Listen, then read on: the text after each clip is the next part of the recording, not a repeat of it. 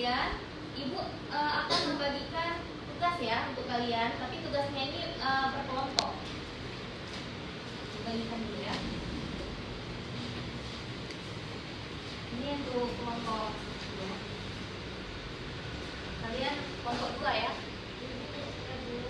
Ini ada peraturan penantiannya terlibat.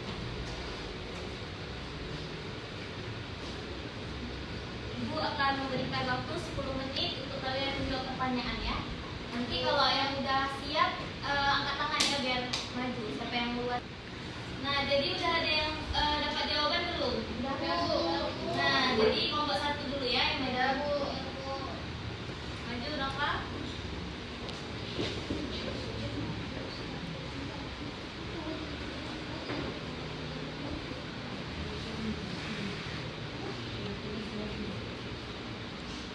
Baik, di sini kami akan menjawab kerja kelompok kami. Yang pertama soalnya, jelaskan perbedaan antara hak dan kewajiban warga negara menurut Undang-Undang Dasar 1945. Jadi jawabannya, hak adalah sesuatu yang berhak diterima oleh warga negara dan dijamin oleh Undang-Undang Dasar 1945, seperti hak untuk mendapatkan pendidikan, pekerjaan, perlindungan hukum, dan kebebasan berpendapat.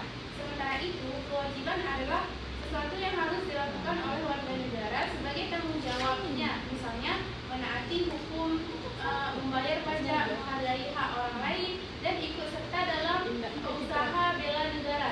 Jadi hak bersifat diperoleh, sedangkan kewajiban bersifat dilaksanakan.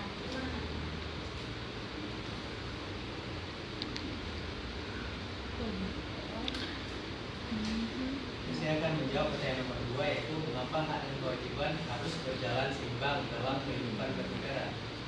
Hak dan kewajiban harus seimbang agar kehidupan masyarakat tetap tertib, adil, dan harmonis. Jika warga hanya menuntut hak tanpa melaksanakan kewajiban, maka akan timbul ketidakadilan dan kekacauan.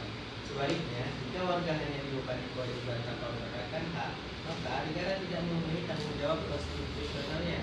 Keseimbangan keduanya menjadi dasar terciptanya kehidupan bernegara yang stabil dan demokratis. Jadi mungkin hanya itu saja yang dapat kita menjawab sebagai kelompok 1. Bagus sekali ya teman-teman jawaban dari kelompok 1. Tolong berikan aplausnya. Kelompok 2. Siva dan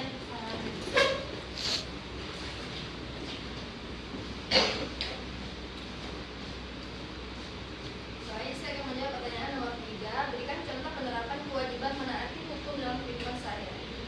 Nah, contoh penerapannya antara lain mematuhi rambu-rambu lalu lintas dan juga membayar pajak tepat waktu, mengikuti peraturan sekolah, tidak merusak infrastruktur di sekolah maupun di luar sekolah. ini saya. Nah, selanjutnya berikan contoh situasi nyata ketika hak warga negara dapat dibatasi menurut pasal 24.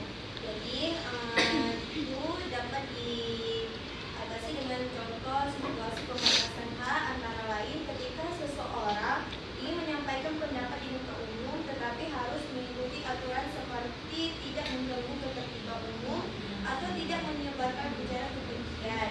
Hak kebebasan berpendapat tidak boleh merugikan hak orang lain. Contohnya itu pembatasan hak bergerak dalam saat terjadi pandemi, di mana pemerintah dapat membatasi aktivitas masyarakat demi melindungi keselamatan publik. Bagus sekali. Jadi berikan aplaus untuk jawaban dari kelompok 2.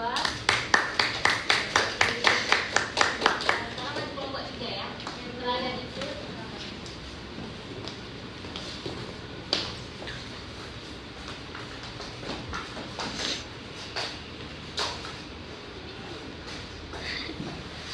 Baik, kami dari kelompok 3 akan menjawab pertanyaan, yaitu pertanyaannya jelaskan isi pokok pasal 27 tentang kedudukan warga negara.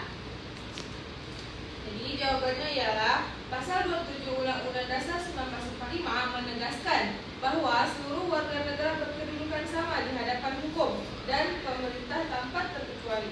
Selain itu, pasal ini juga menyatakan bahwa